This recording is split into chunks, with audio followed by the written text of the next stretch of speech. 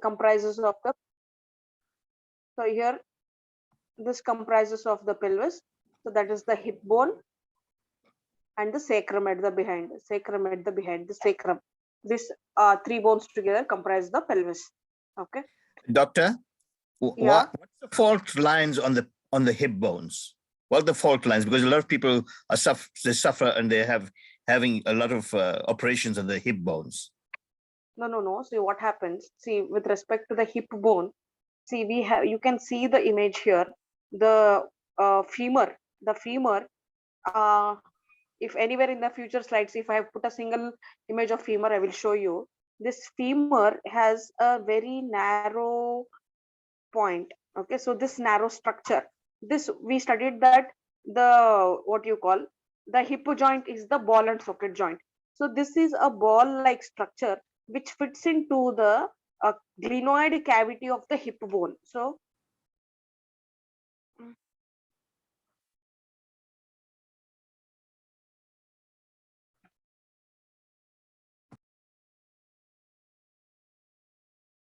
okay, so this is called as the head of the femur. What you can see, a ball like structure, is called as the head of the femur. This fits into the glenoid cavity, or this fits into the cavity of the hip bone. This fits into the cavity of the hip bone. So what happens with aging, people tend to fall. When they fall, there is a break, there is a crack in this bone, okay. Our head of the femur is more prone to fractures. Head of the femur is more prone because it's a narrow structure there, and with aging there is osteoporotic changes, in the bone. So there is a crack in this bone. That is the junction where many of the people are prone to fractures in the hip bone.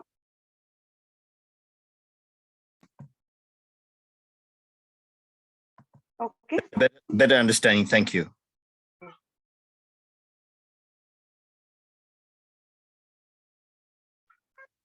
okay, so yes, we were at this point.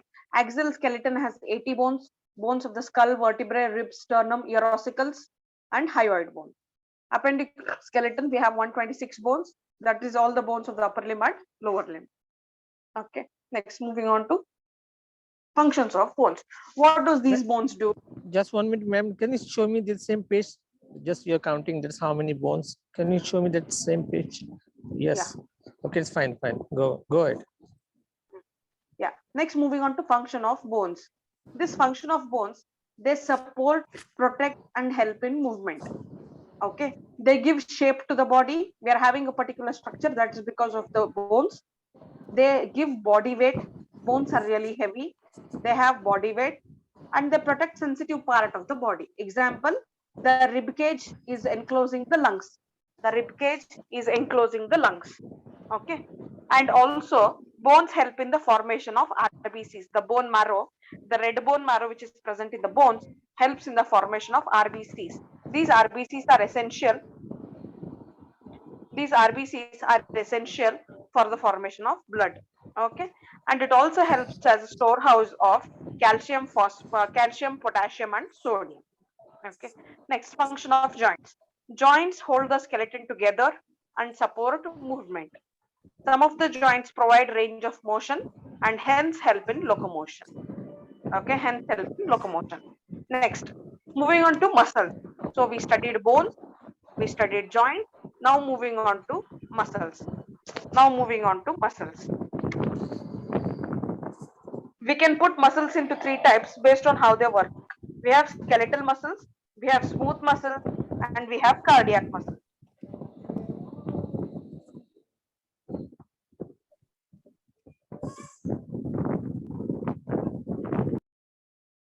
We have skeletal muscles, smooth muscles, and cardiac muscles. Let's see, where are they? These skeletal muscles are the muscles which are under our conscious control. Now I will instruct all of you to do movement of your elbow joint. All of you do the movement of your elbow joint. When you do the movement of your elbow joint, see, the instruction was given to you to move your elbow joint. So based on the instruction given, you moved. So these skeletal muscles are under your conscious control. Now, when you do an activity like jogging, or walking, what is happening? You are doing a movement. Okay, so they are helping us to do our day-to-day works, and they are in our conscious control. They are in our conscious control. Next. Now, there Doctor, are, yeah. you talk about conscious control. What happens when the person is hypnotized? Hmm. See, when you're hypnotized, what is it? Are you, I mean, you have to tell me what is the condition in hypnotism, then I will be able to tell. I think that's when you are actually directing your thoughts to the subconscious mind. You're getting to the subconscious mind of the human being, and therefore you instruct the subconscious mind to take over and act on your body, because you can ask them to dance, jump, whatever it is, in under hypnosis. Mhm. And people perform accordingly. And people? They perform according to the hypnotist. Mhm. And the person will not know anything about it. They're not conscious at all. Even if you have to show them a video of what they did, and then they will be surprised. But I can understand that normal situations, that's what happens. But that also will go to dreams. Then when your person is dreaming, it's a mental aspect of the whole thing about you making yourself move, or you jumping around in your dream. See, what So, happens? mind. Okay, as you said, in hypnosis, see, I said conscious control. So our conscious mind is under the control of hypnosis. If the hypnotizer tells the person to dance, he is dancing. So the conscious control is under the control of the person who is hypnotizing. So the muscles are functioning as per him. He has control over the skeletal muscles, but this person will not have control over the involuntary muscles. This person will have control over the voluntary muscles, but he will not have control over the involuntary muscles. Yes. I see your point there. I see your point. Okay, yes. So these are few examples of the muscles I have given and their actions, what they do. Okay, next moving on to smooth or involuntary muscles. Okay, smooth or involuntary muscles. These muscles work automatically. They're not under our conscious control. So now when we're talking about our digestive system, which runs from the mouth till the anus. So what you can see here image is the image of the from the oral cavity till the anus. Okay, now once there is food, then the stomach will do the churning action. Then the food is propelled through peristalsis action from the from the smaller intestine to the the larger intestine. So these are not under our conscious control. Okay, next, cardiac muscles. Cardiac muscles are special type of involuntary muscles. It is found only in the heart. It contracts regularly, continuously, and without tiring. And imagine what happens if the contraction and relaxation of the heart muscle stops. What will happen? Possible Cardiac arrest, death. Very good. Very good. The person will die. The person will die. Good thing the hypnotist cannot contact that muscle. Yeah.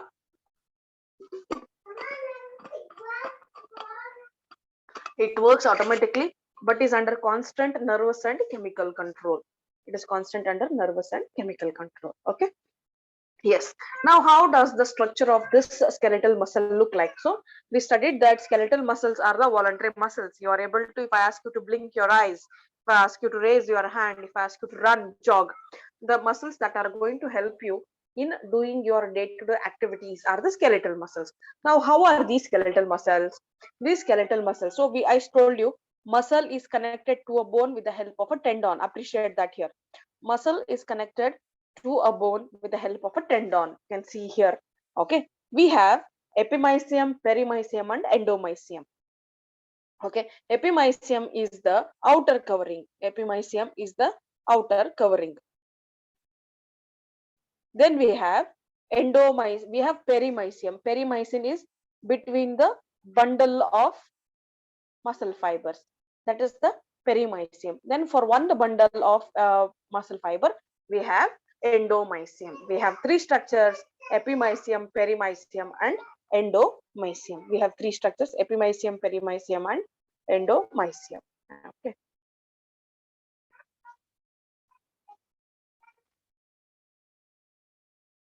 Okay. Okay, this is in detail. I will skip these two slides. Yes. Now moving on to another part. So we were studying about different types of bones, different types of joints, different types of muscles. Now moving on to something called as a neuromuscular junction. Neuromuscular junction. So what is this neuromuscular junction? Oh, I haven't put an image. Okay. So this neuromuscular junction is this junction. So you understand it's like a joint. Neuromuscular junction is this place where the neuron, see, we study about the neuron, in the brain. When we talk about brain and spinal cord, the neuron is in the brain. So this neuron, the connective part, the fusion or the joint, where, or at the junction where the axon is one part of the neuron. Axon is coming across with the muscle, is the synapse or junction of the axon terminal of a motor neuron with the motor end plate responsible for initiation of action potentials across the muscle surface, ultimately causing the muscle to contract.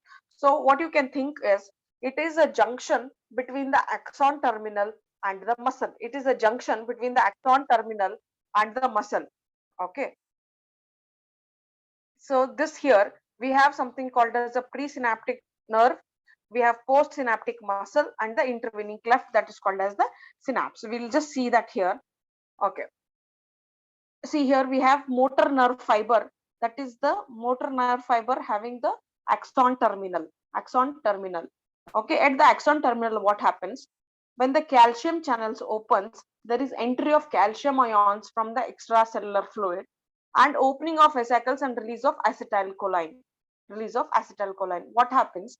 Calcium ions come in and acetylcholine comes out. This acetylcholine which comes out, that stays in that junction, or you can think of, okay, just to think of these as India Pakistan border. Think of it as India Pakistan border, and we have no man's land in between. Okay, so just giving you a easier example: India border, Pakistan border, and no man's land.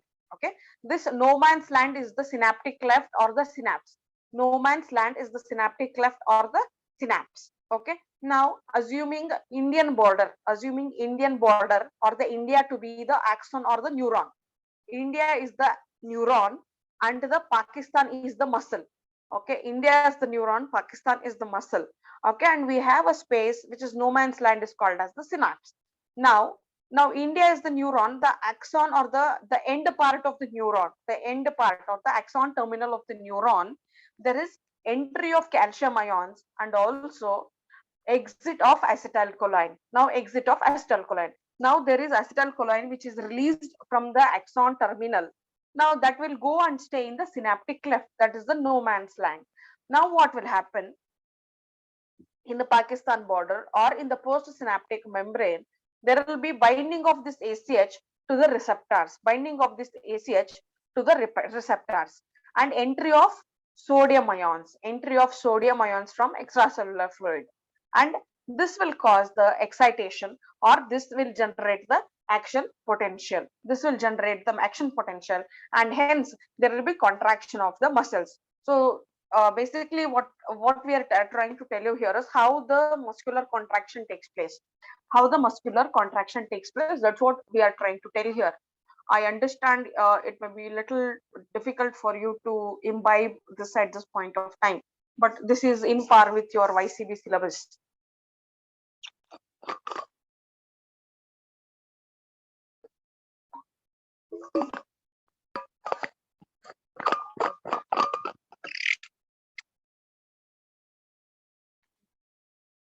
Has anybody understood?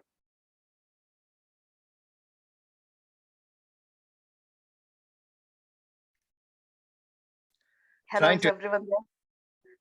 Yeah. trying to understand. Yeah, just go through the slides again, and you need to do a lot of reading.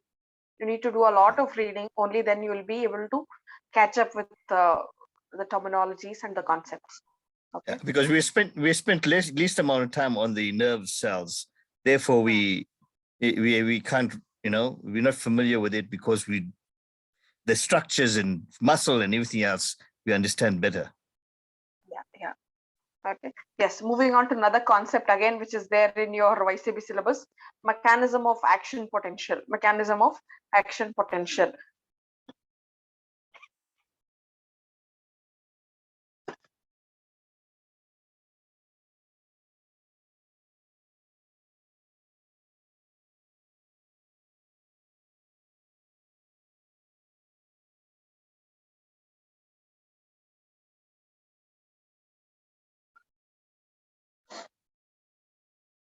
Okay. So here we have, see, action potential is developed. Action potential is developed whenever there is a stimulus. Whenever there is a stimulus. So here, this is with respect to a neuron. This, whenever there is a stimulus. Okay. So there is influx of sodium ions here. Influx of sodium ions. Whenever the sodium ions move in, there is depolarization. And once the sodium ions are increased here in a cell membrane, we have, in the intracellular fluid we have negative charge, in the extracellular fluid we have the positive charge. Whenever there is a stimulus, there is influx of sodium ions, then it is in the state of depolarization. Then it reaches to the peak. Then again there is a gradual fall. That is the, what happens when there is a gradual fall? There is repolarization. That means potassium ions, there is efflux of potassium ions. The potassium ions come out of it. So there is a depolarization and there is repolarization. Then after there is repolarization, there is again gradual fall. Then that comes under the state of hyperpolarization. Then again it comes back to its normalcy, or it comes back to the state of stimulus.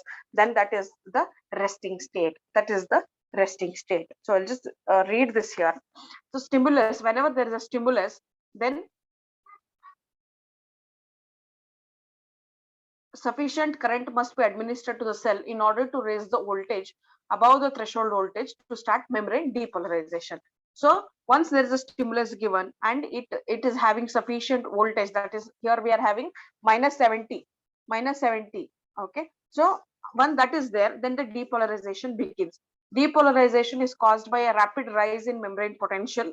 There is opening of sodium channels in the cell membrane, resting in a large influx of sodium ions. Whenever there is a stimulus, there is a depolarization happening. What happens in depolarization is there is opening of sodium channels, and the sodium ions move from outside to inside.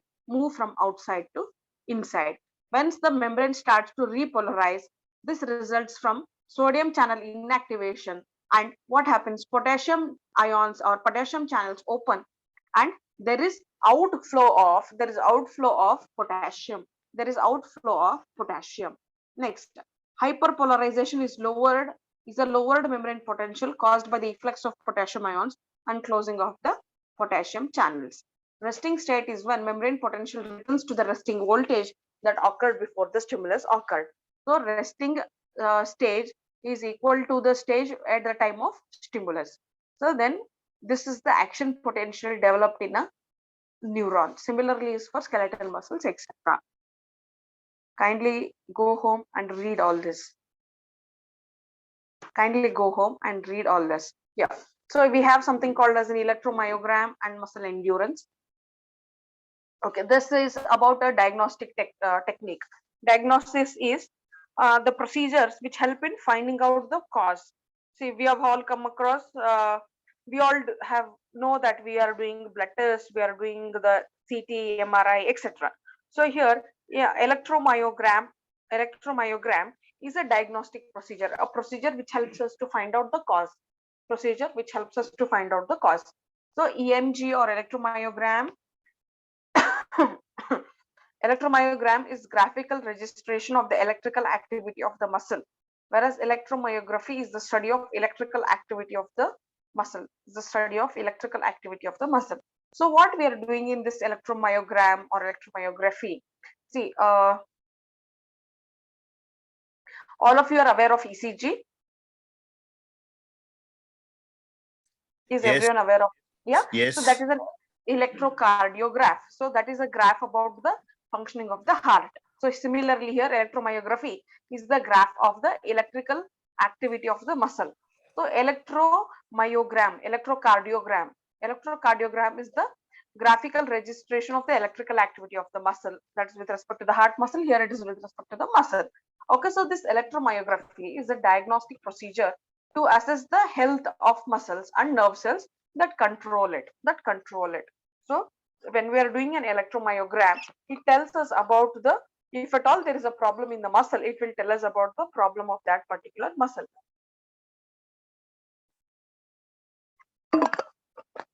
This, what does this thing, what does this EMG reveal? It reveals about the nerve dysfunction, muscle dysfunction, if there is any problem with the muscle or with the nerve, or if there is any problem with respect to the conduction between the nerve and muscle, it will tell us. So one thing is, electromyogram is a technique or is a diagnostic procedure used to understand the muscle, the health of the muscle, used to help understand the health of the muscle or the nerve cell. Okay, so here EMG is a procedure we are doing to assess the health of the muscle or the nerve cell that supplies it. Okay, now when are we doing this EMG? Whenever patient complains of tingling sensation, numbness, weakness, muscle pain or cramping, certain types of limb pain. When patient has all these problems, sir, I have numbness in the feet, sir, I have muscle weakness, there is cramping, there is pain, there is tingling sensation, then we go for these electromyogram. Now, what does this electromyogram tell us? It tells us about disorders like muscular dystrophy, poliomyositis, or it tells us about the myasthenia gravis, or it tells us about carpal tunnel syndrome, or the disease of the spinal cord, sclerosis, polio, spine, etc. It tells us, see, we are doing electromyogram to understand the problem, what is there in the muscle. Now, when we do this, what do we understand is, we understand the disease, what that person is suffering from. Is he suffering from muscular dystrophy, or is it suffering from the nerve and the muscle issue like myasthenia gravis or peripheral neuropathies or carpal tunnel syndrome? It tells us it is a procedure which is done to help the doctor in understanding the disease, in understanding as to the person is suffering from which disease. Now, next, moving on to another test, muscular endurance test. This muscular endurance tests are useful to help you assess the ability of a specific muscles or muscle group to resist fatigue.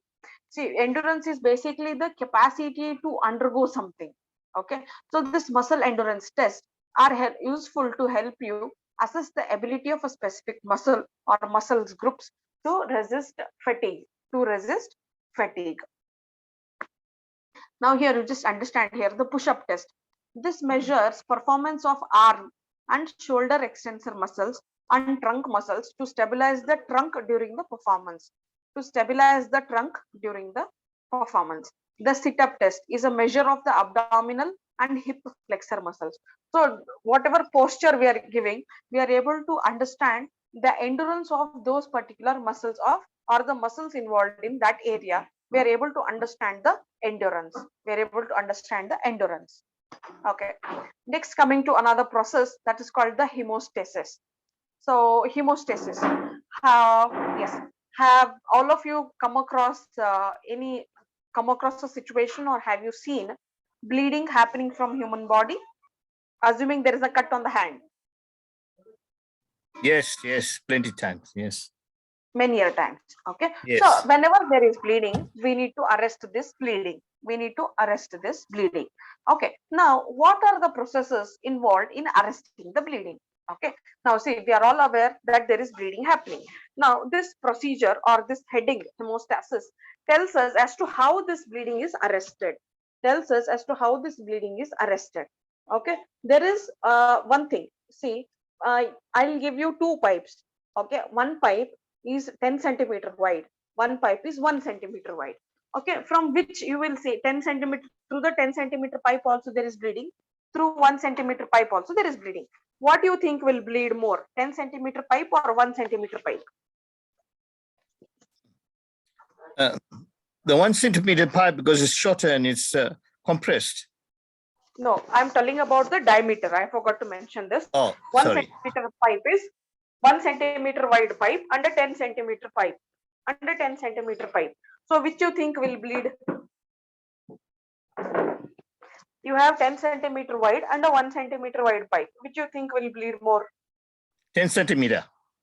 Yes. So the wider the bore, wider the diameter, there will be much bleeding. So similarly here, at the site of injury, at the site of bleeding, what does the body do is, the diameter which was 10 centimeter, it will try to narrow it. It will try to narrow it. It will try to narrow it. So that is nothing but vasoconstriction. That is nothing but vasoconstriction. That means the diameter which is 10 mm or the diameter which is 10 centimeter will be reduced. So first response what the body gets or what the brain sends is to reduce the diameter of that particular blood vessel. So this particular action is called, or this particular thing is called as vasoconstriction. Vasoconstriction. Next. Now when I'm telling this, just think of yourself when you have come across bleeding. What will happen? Formation of platelet plug. Whenever you have come across injury, think of abrasions. You have fallen on the road. You have fallen on the road. You have come up with some scratches as wounds. Okay. So initially there will be slightly blood oozing. Then you clean it with Dettol. Then what you see after one day, you will see that there is Scab. aggregation of certain, the scab. So that is the formation of a platelet. That is the formation of a platelet. After 2 or 3 days, what you will see? You will see a black dark structure there. That is the black dark structure there. So that will form as a this thing. That will act as a fibrin mesh. That will act as a fibrin mesh. So hemostasis is the process in which the body is doing to arrest the blood flow. See, hemostasis is a natural process in which blood flow slows and a clot forms to prevent blood loss during an injury. During an injury. Now, so the stages what we come across in this hemostasis are vasoconstriction. The vasoconstriction causes a decrease in blood flow to the area. So as the diameter of the blood vessel is narrowing, then obviously the blood flow also will decrease. Formation of a platelet plug. So this platelet plug that forms almost directly after a blood vessel has been ruptured. So platelet plug, see, as you always remember, the brain is sending signal to do these activities only at the time of injury. Within 20 seconds of injury, the blood vessel's epithelial wall, the inner wall is disrupted, coagulation is initiated. Whenever there is an injury to the blood vessel, the layers are being affected, the inner layers are being affected. Then the coagulation procedure or the clotting procedure is initiated. Within 60 seconds, fibrin strands begin to intersperse. Fibrin strands start to form the mesh-like structure. Okay, I'll complete this hemostasis, then we will again rejoin with the same link. We will again rejoin with the same link.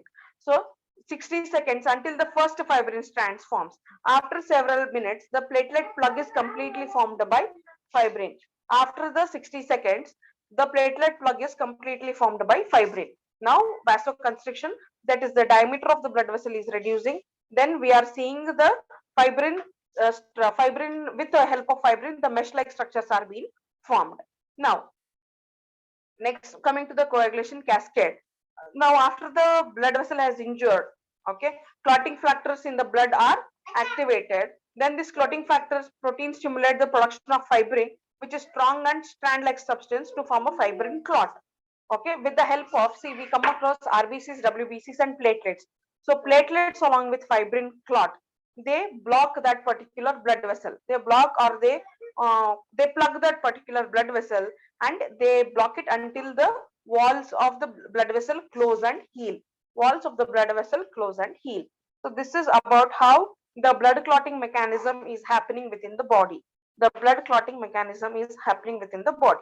Hemo is blood stasis, meaning stopping. Stop the blood from flowing. Hemo is blood, stasis is stopping. So stop the blood from flowing. So the steps here are doing the vasoconstriction, reducing the diameter of the blood vessel, formation of a platelet plug, and then formation of this platelet slug further with the fibrin mesh until the walls of the vessel heal, until the walls of the vessel heal. Yes, we will join the session back and move to another few concepts, homeostasis, etc. Okay, we will rejoin the session. Hello. Yeah, hello. Then we have 8 minutes now, so we can continue this. And after We will continue. yeah. Okay, see again, hemostasis is again, okay, if you want me to continue, I will continue. Okay, next, after we have come across, see, we have two concepts here. One is hemostasis, the other one is homeostasis. Heme is blood. We come across hemoglobin. We come across hemoglobin. So heme is blood. Next we have homeo. Next we have homeostasis. Do not get confused. Homeostasis refers to the body's ability to maintain a stable environment. To maintain a stable environment. Okay. So homeostasis means homeo is similar. Okay, stasis is to maintain. Maintaining homeostasis requires that the body continuously monitors its internal conditions. Say example, normal human body temperature is 37 degrees Celsius or 98.6 degree Fahrenheit. Now, if the temperature of our body raises, if it comes to 100 degrees Celsius, then the homeostasis is not maintained. Then the homeostasis is not maintained. So homeostasis is maintaining the normalcy of the body, is maintaining the normalcy of the body. Now, how this is maintaining, how this is happening. So there is something called as a feedback mechanism. There is something called as a feedback mechanism. We have a negative feedback mechanism and a positive feedback mechanism. To my students from Ayurveda session, I have told you that if our body increases its temperature or with respect to eating, if you are hungry and you eat, then there is a satiety center which will say, no, your stomach is full, no more food to be eaten. So satiety center, hunger center. So like that here, again, it's here the feedback mechanism. Okay, we have something known as a sensor or a receptor. Okay, so what does this receptor do? Assuming there is a change in temperature, the receptor will sense that the body temperature has increased. The receptor, we have three parts here: receptor, control center, and the effector. The three parts: receptor, control center, and the effector. Receptor will sense the message that the body temperature has increased. Now the control center gets a message that it compares the temperature. So the temperature is 100. Then it says 98.4 should be the normal temperature. Then it says we have to control the body temperature and reduce it to 98.4.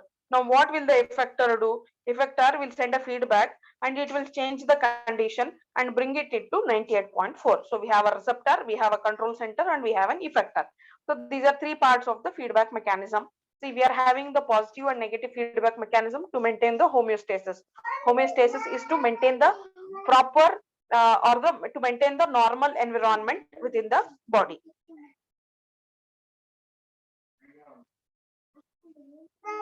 See, we have negative feedback mechanism and positive feedback mechanism, as I said. So this negative feedback mechanism, okay, let me just explain you, then you can tell. Then I think you'll understand.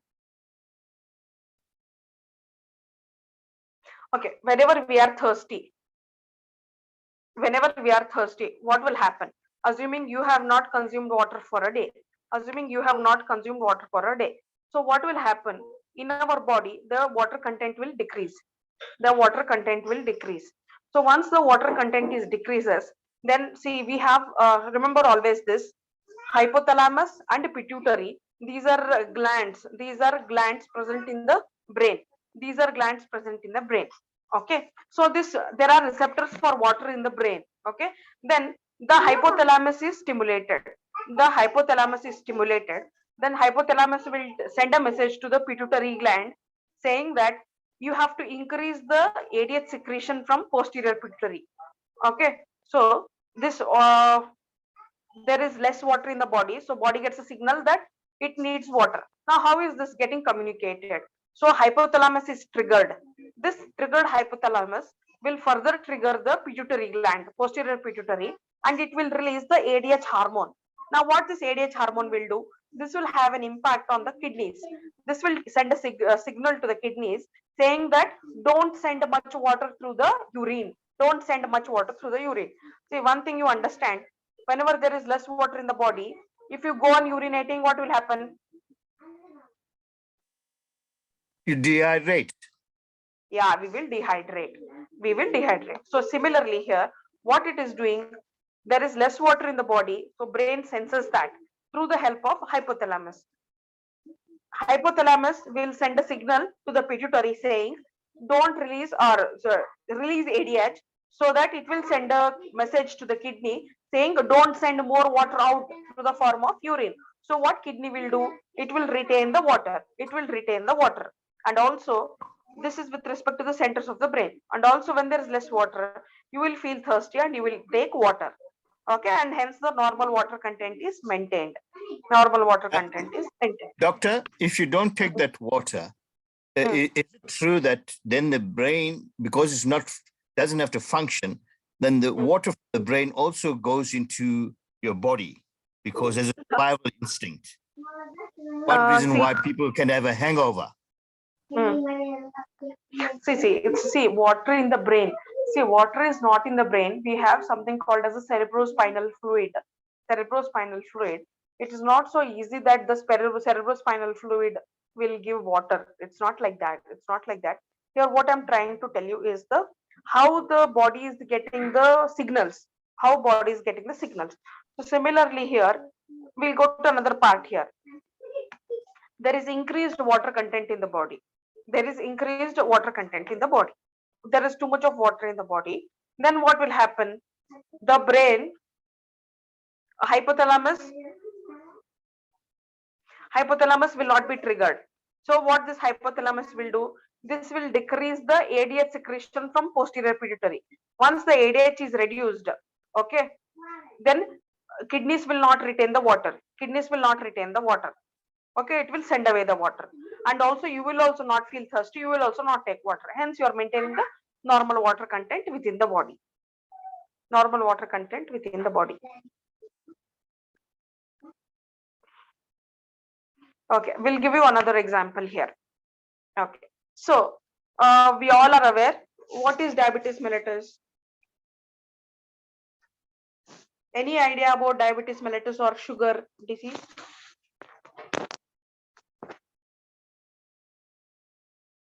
Sorry, was it diabetes? What? Diabetes mellitus, or simply the commonly used word diabetes.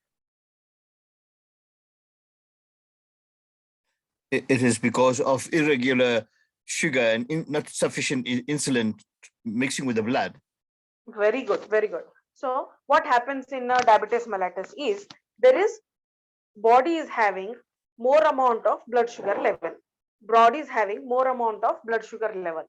Okay, once there is more blood sugar level, okay, once there is blood sugar level is more, the pancreas, you can see the organ here, pancreas has to release insulin.